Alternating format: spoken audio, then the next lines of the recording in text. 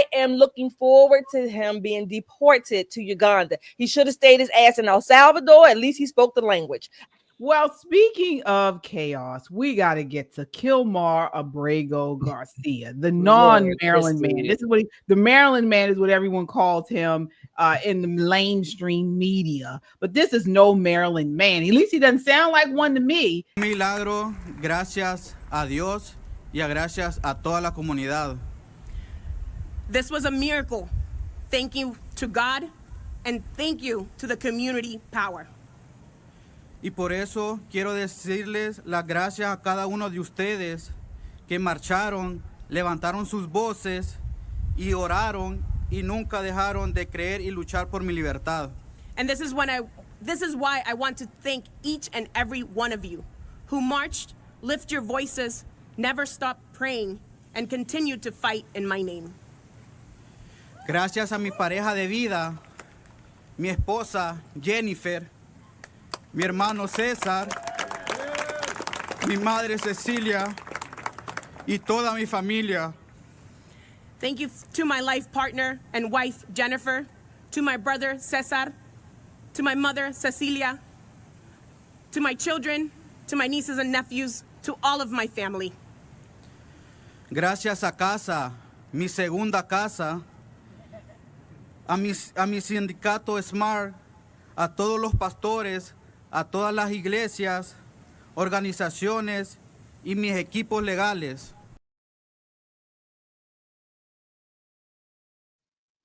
This is the Maryland man?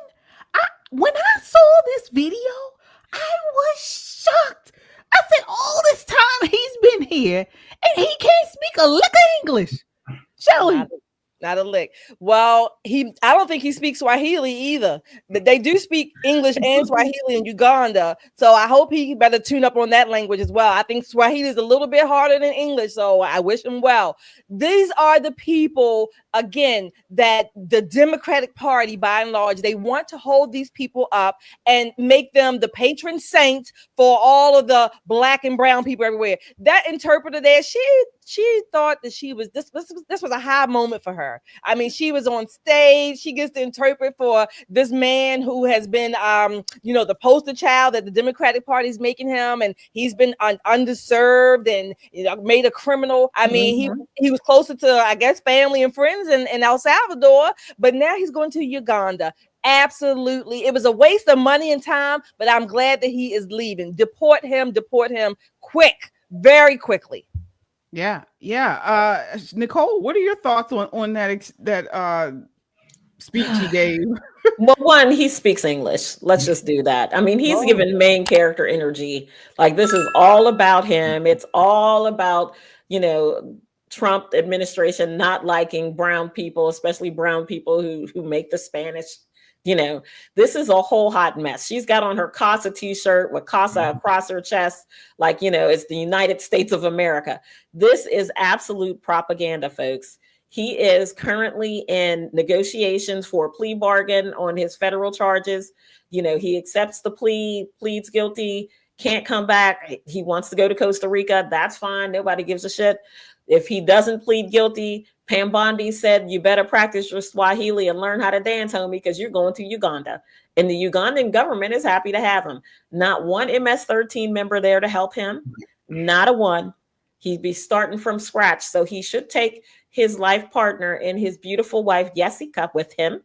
And he should take his mama, Cecilia, and his brother, Cesar, and his nieces and his nephews. And then he'll have a whole family to start fresh with in a brand new nation. Yeah. Tyrone, what are your thoughts? It's high time. He needed to be out of here a long time ago. This guy's a human trafficker. Okay. Let's not forget that.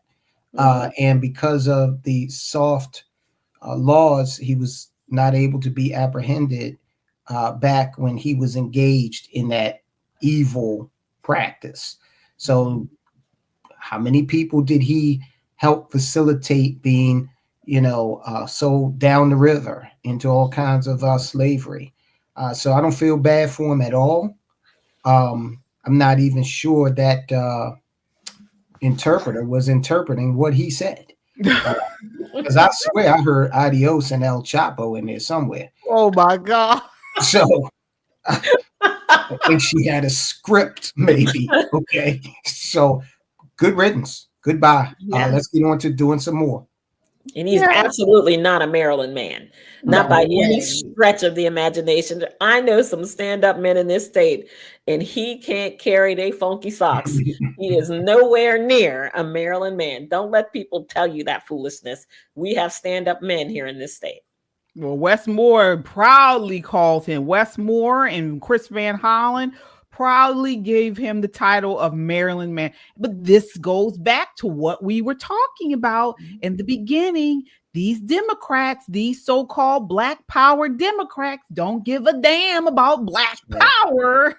Okay, they only care about power. All right, and they are willing to replace all y'all dusty Black people who continue to vote for them. They're willing to replace you with Kilmar Abrego Garcia.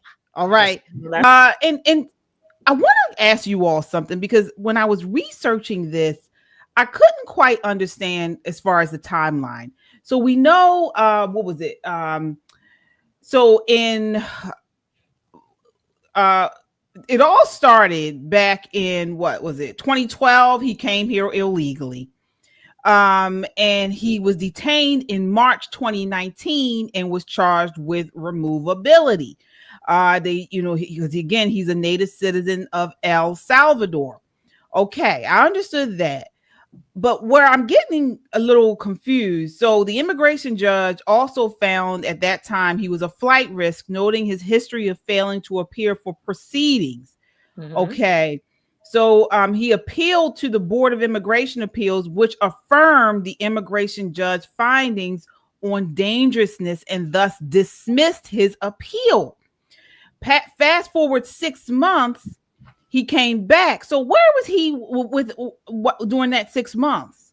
Where was he? Because after 6 months, he came back and challenged his removability with a new claim.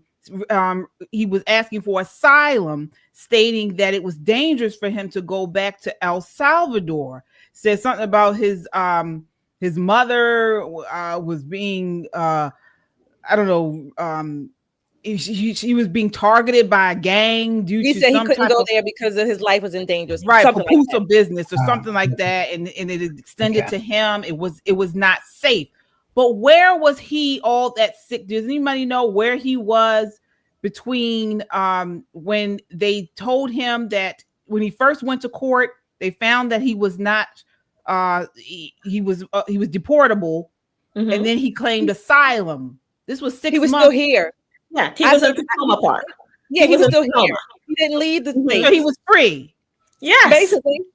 Yes, okay. To run That's up, what I to thought. do what he wants to do with his mother here. So why did they let him? Were they? So that's what I don't understand. Why would they let him go if they knew he was illegal? They had already deemed he was even part of an MS-13 gang, right. And he was illegal because our system was is broken. It was broken, and not only was he not detained, he was given a work permit. That's what I'm talking about. And he got into an apprenticeship program. Right. Know? And that's what the mainstream left stream media is saying that he is now being wrongly deported because he was given a work visa and so on and so forth. Why didn't they just deport him? So actually they're using that to their advantage. If he was deportable and illegal, why not deport him? We, the country, if you will, gave him a work permit which substantiated or to some degree legitimized him being here with a work permit. So in their defense, again, we don't have to agree with the left most of the time. They're using that argument, that logic. Why would you give him a work permit if he shouldn't have been here anyway? Right. Exactly. Good question. Listen, and then because I understood the withholding. They said, he had a withholding of removal because they deemed it was unsafe for him to go back to El Salvador or whatever. Yeah. But they still said he was here illegally. Instead of, stopping him, they gave him a work permit. Why would you do that? Why would you give him a work permit? It should have never been. they should have never gotten involved in, the government should have never gotten involved in trying to determine whether or not he was safe from a rival gang in his home country, because you can have a young man or young woman living in Chicago in fear of their life from the vice lords. Where's the State Department sending them? Or same scenario in LA from, you know, a Latin or you know, black gang. Where do they apply for asylum? So we can't keep you safe from that kind of, that's not what asylum is for. Asylum is for political persecution, when your government is coming after you. If your husband is beating you in Mexico, that's regrettable. And I'm sorry to hear that, but that's not a reason for asylum to this country. Right. Yeah, you're absolutely right. And so as you all know, as we've talked about, he is supposed to be now deported to Uganda. Now, I don't know if you saw, he didn't say it in that exchange that we showed in the clip, but now he's saying he can't go to Uganda because he will be racially discriminated against. Did you guys see that? He said, I didn't see that part. So you don't want to be around black folk, black Africans. There's no MS-13 to protect them. You're gonna have to learn to get along, homie. You're gonna have to. Yeah, and there's not going to be any sex trafficking there. Any human trafficking that happens will likely be you. No. How about the worm turning? How about the worm turning? This is not a man of any regard. When you think about that, he was in the business of trafficking human beings. Right. Half of those women who were standing behind him looking so proud, chest all poked out, there's a great likelihood he would have trafficked your granddaughter. Absolutely. Very much so. Traded her in for a cold beer and a pack of cigarettes. And then what? When you think about all the girls who've gone missing in this country, just completely disappeared.